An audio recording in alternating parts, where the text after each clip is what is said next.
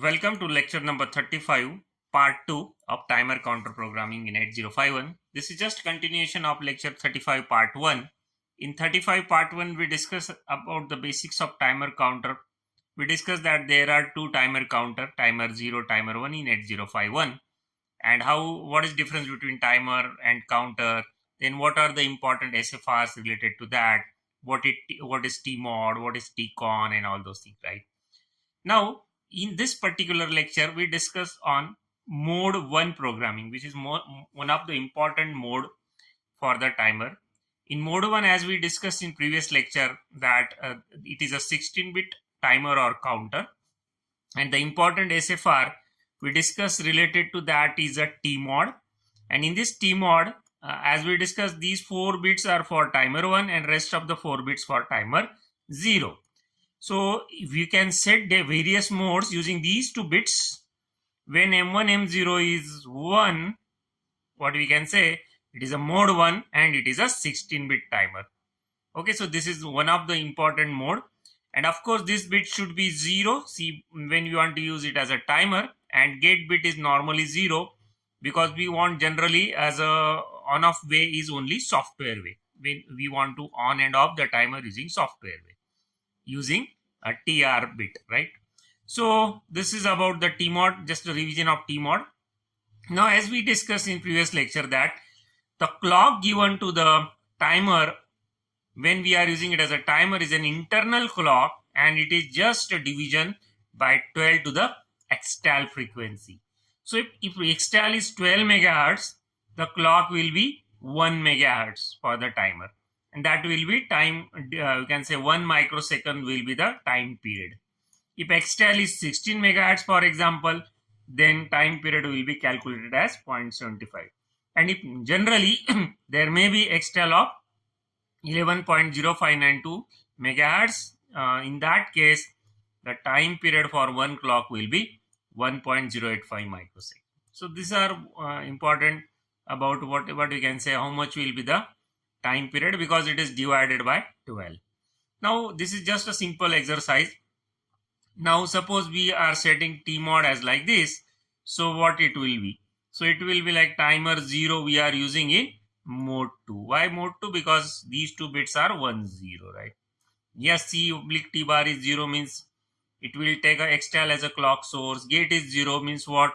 We want only software way of on off, no hardware way, right? So this is about the TMOD and all that. Now we'll move to the next slide. So we'll discuss what are the important steps for mode 1 programming.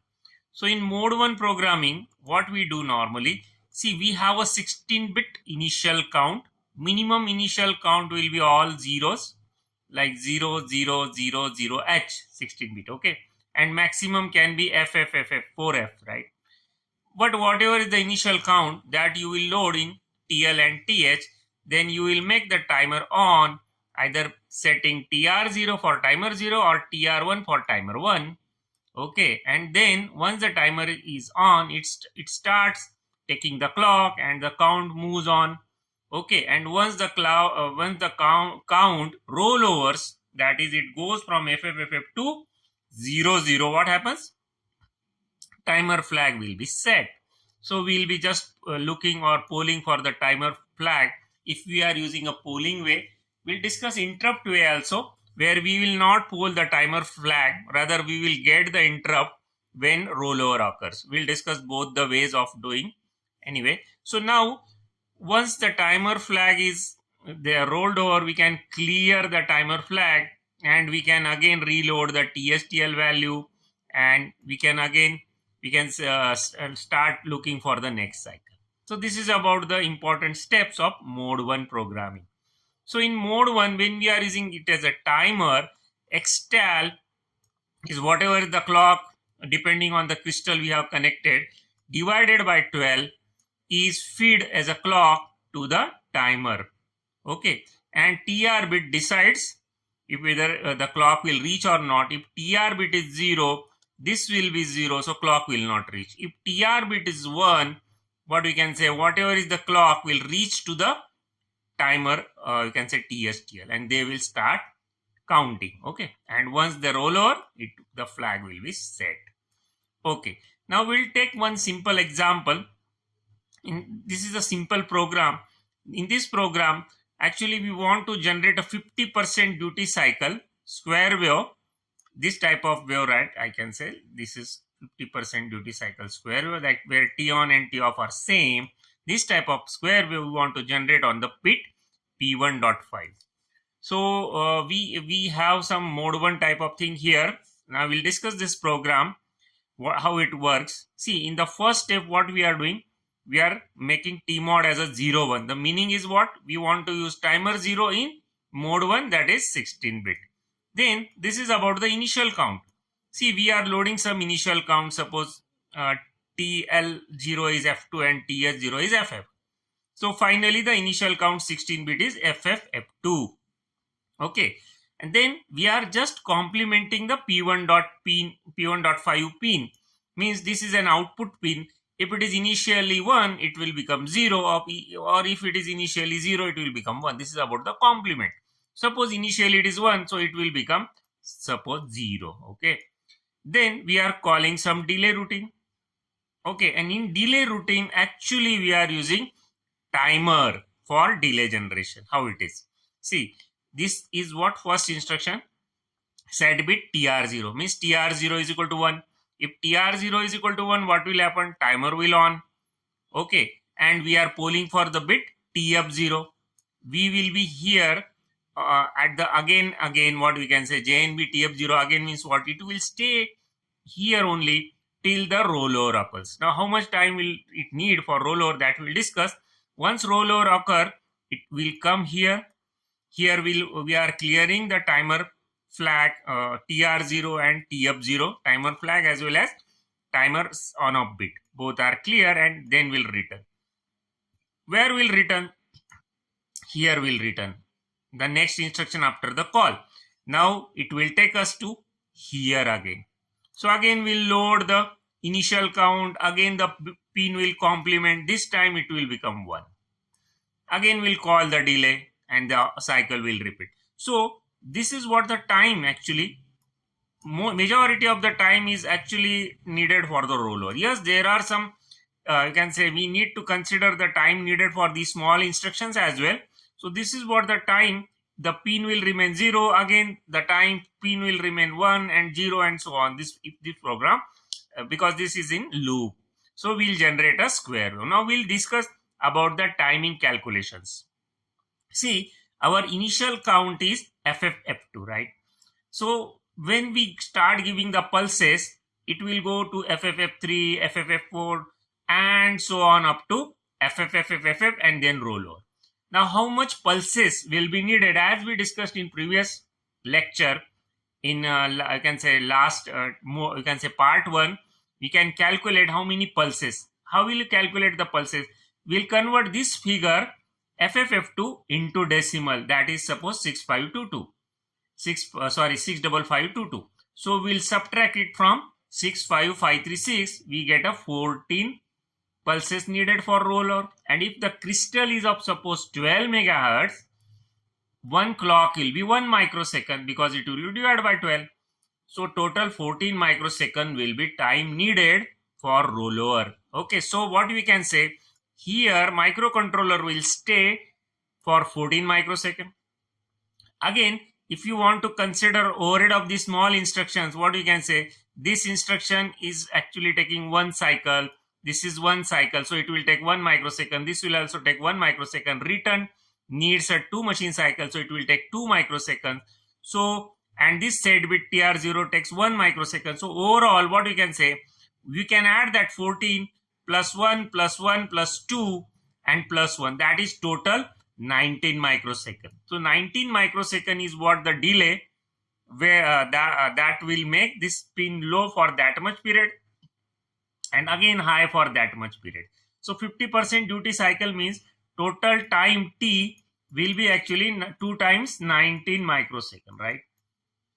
Approximately. Again, yes, we need to consider again time needed for a call delay also, but see, we are approximating it. So approximately it is 38 microsecond is the total time. Okay, and the frequency, if you want to calculate, that will be 1 upon T. In this way, we can calculate the frequency of square wave that is generated at the pin P1.5. Of course, we are assuming P1.5 pin as a output pin, and we can connect to oscilloscope and see the waveform square wave generated there. Now, suppose you want to convert the same program into C language. How will you do? Look at the C version of the same program. You can easily understand whatever is the subroutine is a function now. See, this was your subroutine, now it is a function. And we are declaring that function initially. And we are declaring one my bit is a port P1 5 pin. See, we are making it as a my bit. So in program, we'll use a my bit instead of P1.5, right? So TMOD is 1. Yes, this is a TMOD is equal to 1.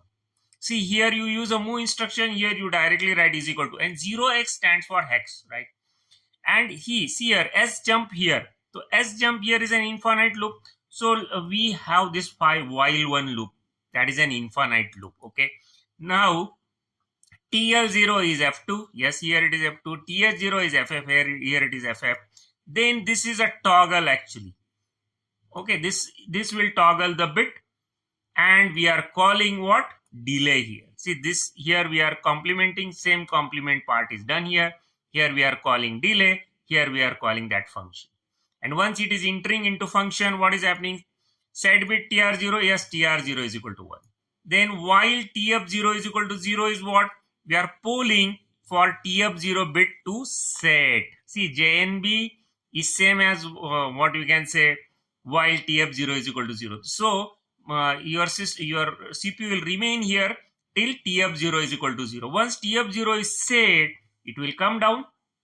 Here we are clearing these 2 bits. Yes, we are clearing these 2 bits. And the return will come here. And again, this infinite loop go on. So you can easily compare whatever we are writing in assembly, how we will write in C language. Slowly, we'll move towards the C. Because for complex programs, assembly has some limitations. We will start using the C language. Now, these are the steps how we go for C. First, you load the TMOD. In TMOD, you mentioned that I want to use timer 0 in mode 1, 16-bit. Then you will load the TLTH initial counts. Initial counts will decide actually how many pulses are needed for rollover. Accordingly, you can calculate how much time and all those things.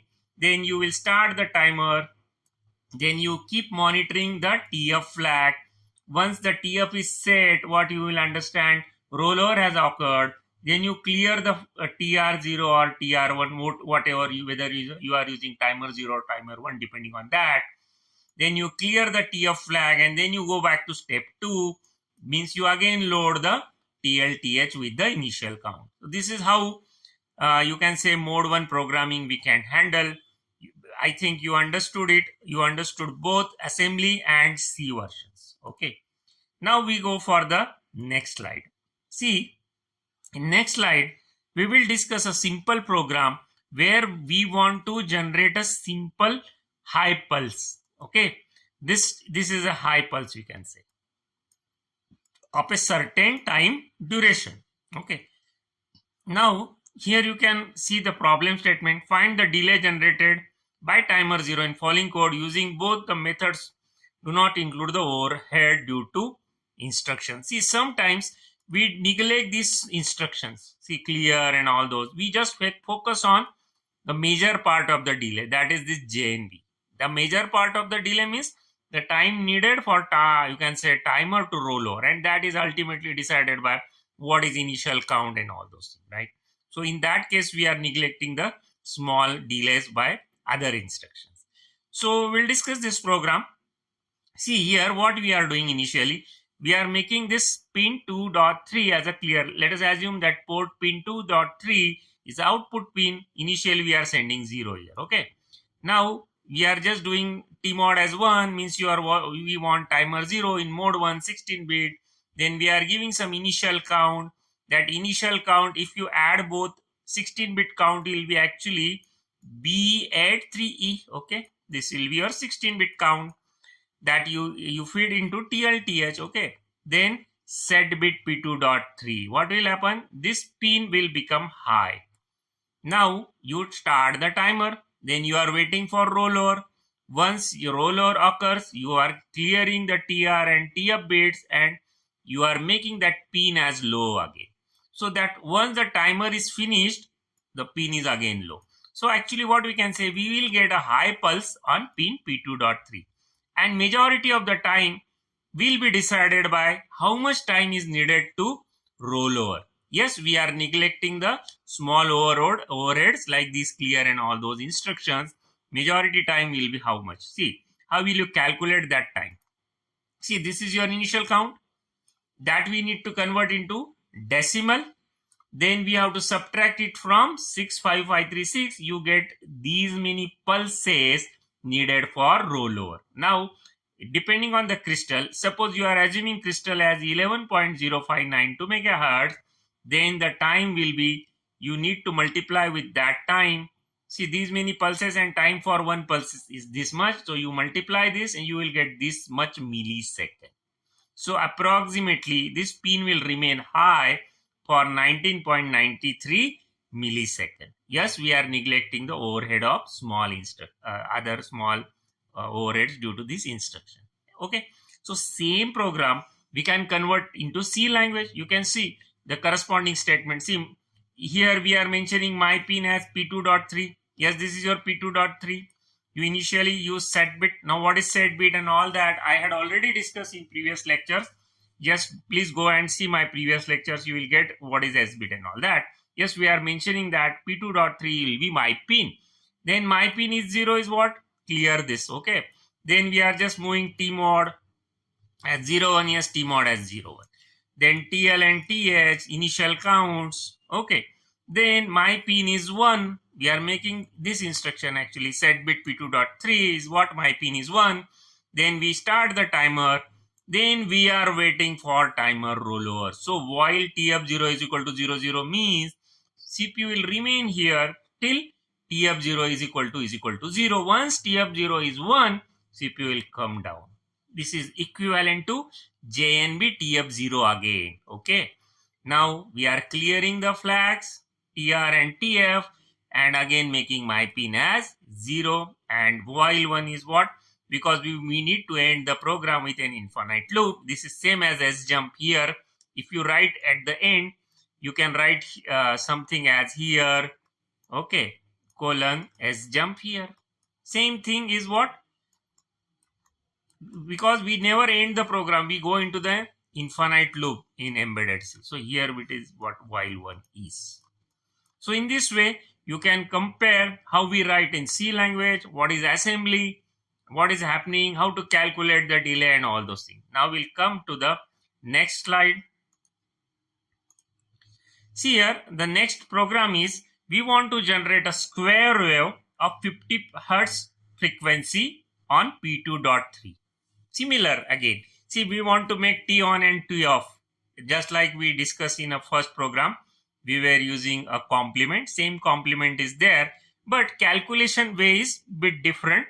What we are doing actually, see, we want a frequency of 50 Hertz, right?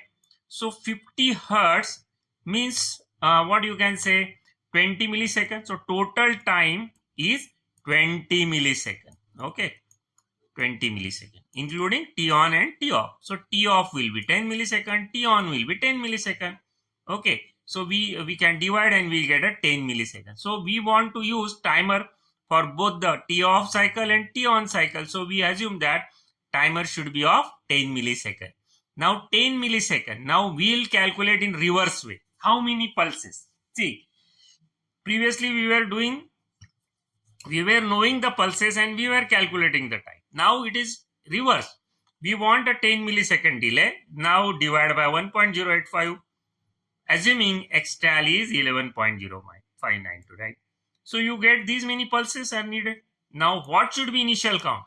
See, we will subtract this value from 65536 and we get the initial count. Exactly reverse what we were doing previously. And that initial count should be again converted into hex. So this is the hex. So TL will be lower byte 00, TH will be upper byte DC. See, in general, if you know the delay, what you do, you will divide that delay with the 1.085. If it is 11.0592 megahertz, if it is 12 megahertz, you will divide by 1 microsecond. So in this way, you will get that value n. Okay, then you subtract that n from what you can say 65536. See, this value is n. Suppose you will subtract that n from 65536, then you will get whatever the decimal value, converted to the hex, that suppose YYXX. So out of that, TH should be YY, TL should be XX. This is the way initial count we can calculate when we know the delay. Sometimes, most of the times, we know the delay and we want the initial count. Okay, so this is how we can calculate. Now we'll move to the next slide. See, now what we discuss up to this is actually the polling way. Now polling way means what? See here, I will come back again. See here, this will be your program. Now you can easily understand what happening in the program. Already we discussed the complement and clear and again and all those things. Now the important thing about the program is this instruction JNBTF. Now what is this JNB? We are waiting for timer flag. See, when this instruction is executing, CPU will not do anything. It will be just waiting for this. Okay, so we are actually wasting the CPU time. We are just polling for the timer flag to become a set. But in real world programs, in real world applications, we cannot stuck like this. CPU has many things to handle. CPU need to look at the display, CPU need to look at the keyboard, CPU need to look at the A to D converter, and many things, RTC and all those things. So we cannot do like this. We want most of the peripherals should work in an interrupt way. Now what is interrupt way? See, in interrupt way, what CPU will do? CPU will start the timer and CPU will start doing something else. And once the timer flag is set, timer will just give an interrupt to CPU that yes, timer flag is set. So CPU will do whatever the activity to be done and again come back and again start doing another activity. Now what will be the activity actually? In this case, the activity is what? Complementing the pin. Okay, because once interrupt is there, timer flag is set, means that much time has been elapsed. So CPU should make the pin complement and come back and again start doing something else. Again timer will start counting and again timer flag will set. Again CPU will get an interrupt and so on. So this is the way interrupts we can say are handled. Now we'll come to the next slide. Okay, so this is about, see, not only timer, you can have many other things we can use in an interrupt way, right? For now, just focus on timer. See, we can make timer 0 or timer 1 that will work in an interrupt fashion. See, this is your timer 0, this is your timer 1. Now, what is vector address? These are the vector addresses corresponding to timer 0 and timer 1. Right now, we are interested in timer 0. So, the vector address is this. If you remember, in previous assembly programs, we were writing program from 30H. Okay, we were purposely skipping some locations. At that time, I explained that these are the reserved locations for ISR. Now, same thing is here. Again, if you want to use timer in an interrupt fashion, we have to set a particular, we have to use one SFR, that is interrupt enable register, IE. And there are some bits, those we need to set. See, this is the bit actually. This is yet, you can enable timer 0 interrupt. So when you make this bit as 1 and global bit as 1, what is happening? Rest of the bits are suppose 0. We are not interested in other interrupts like external interrupt 0 and 1. We'll discuss that as we go on further. In next, when we go talk about the serial communication, we'll discuss on RITI interrupt as well. Right now, we will make this bit 1 and this bit 1. Okay. So rest of the bit will be 0, 0, 0 suppose. Okay. So this is effectively 82H. So this value, when we feed into interrupt enable register, this is an SFR, you can see my previous lectures where I had already discussed the programming model of 8051, and I had already discussed where the other all SFRs are, right?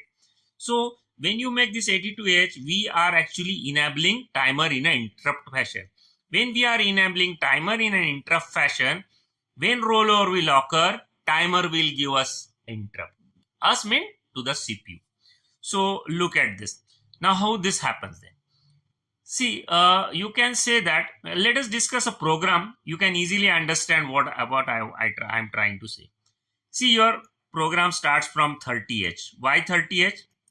Because we are reserving some space.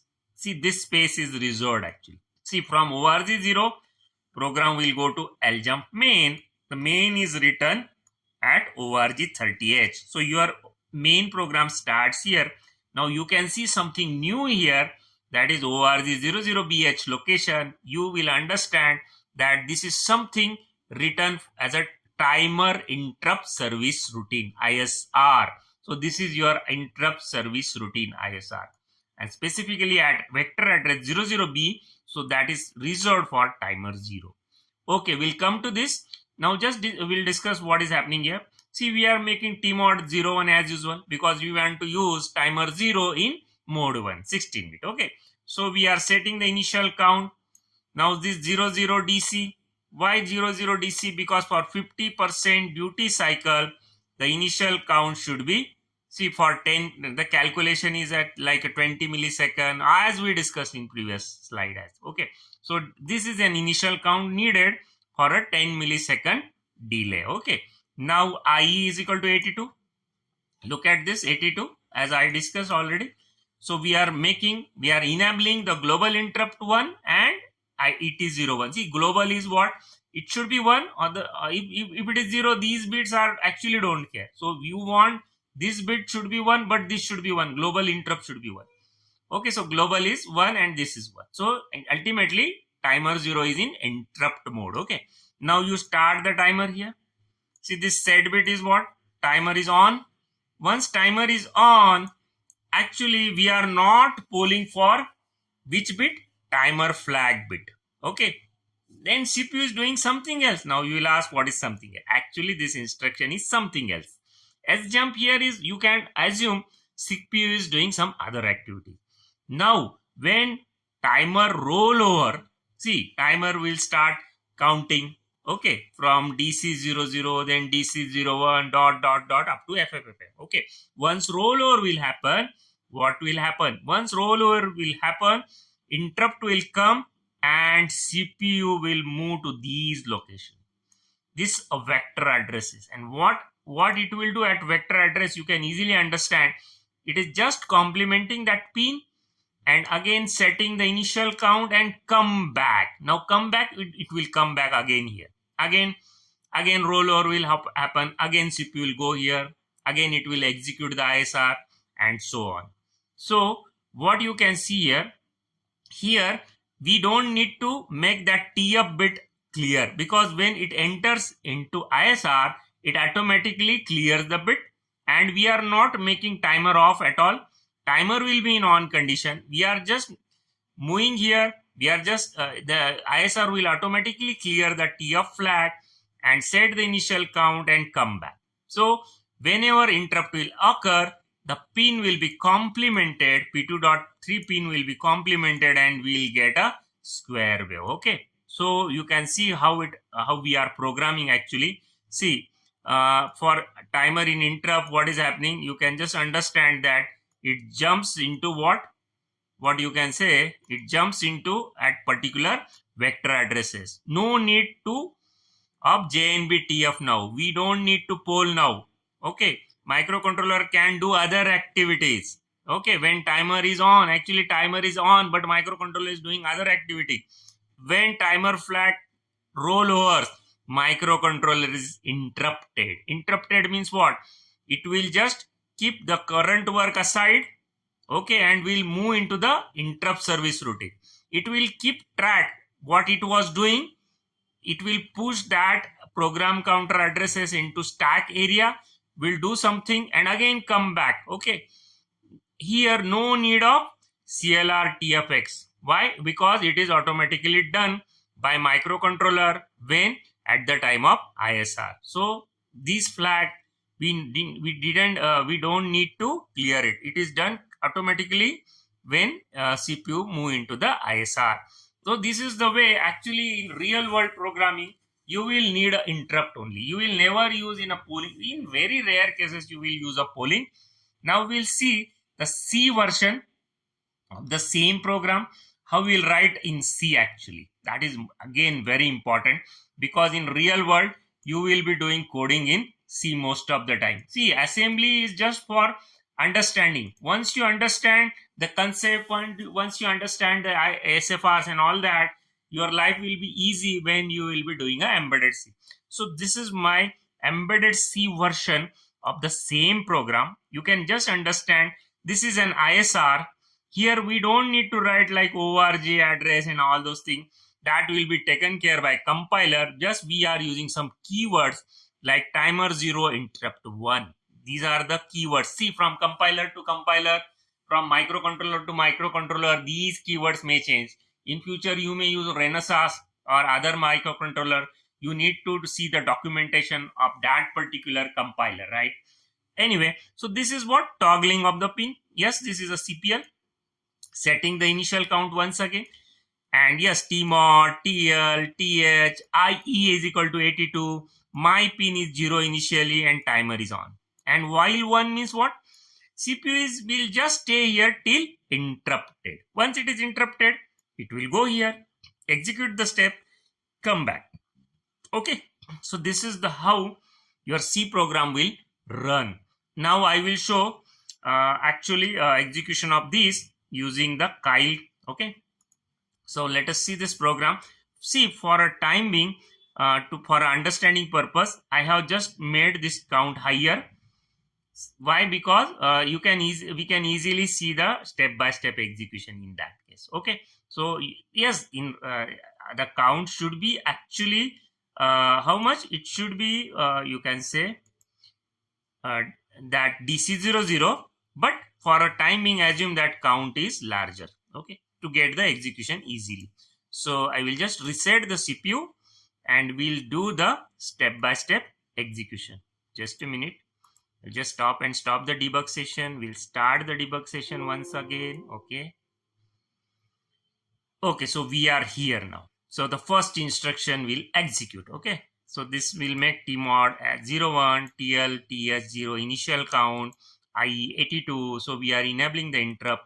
Now my pin means what? That pin will be 0. See, this pin is 0. Okay, P2 dot whatever, the P2.3 S bit. Okay, now we are here. See, CPU is doing its own task, but timer is still running. Now see, rollover has occurred. So CPU is entered into the ISR. Now we are just toggling this pin.